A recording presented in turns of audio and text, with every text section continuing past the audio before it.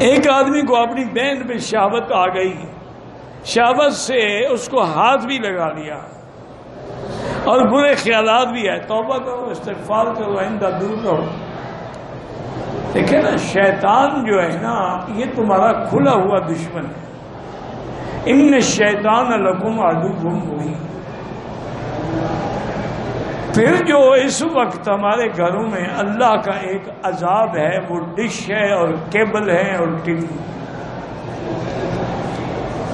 اس پہ ہماری لڑکیاں بھی لڑکے بھی بیٹھ کے گندی گندی فلمیں دیکھتی ہیں، ان فلموں کے ان پر اثرات مرتب ہو، اور پھر کافر لوگوں نے مسلمانوں کو خراب کرنے کے لیے ایسی دوائیں ایجاد کر دی ہیں کہ اگر عورت استعمال کر لے تو حمل نہیں ہوگا، تاکہ محفوظ ہو کے زنا کرتی رہے، اسے کوئی ڈر نہیں ہوگا۔ اور پھر وہ عورتیں زنا کرتی رہتی، حمل تو ہوتا نہیں۔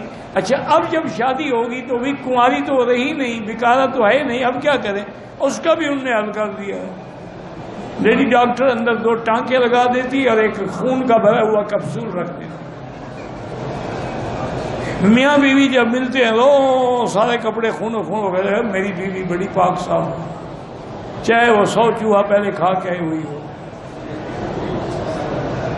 تو یہ سارا ایک عذاب ہے۔ اس کے بچنے کا حل کیا ہے کہ گھر میں دین نافذ کرو، قرآن نافذ کرو، نماز نافذ کرو، اپنی اصلاح کرو گے تو گھر والوں کی اصلاح ہوگی۔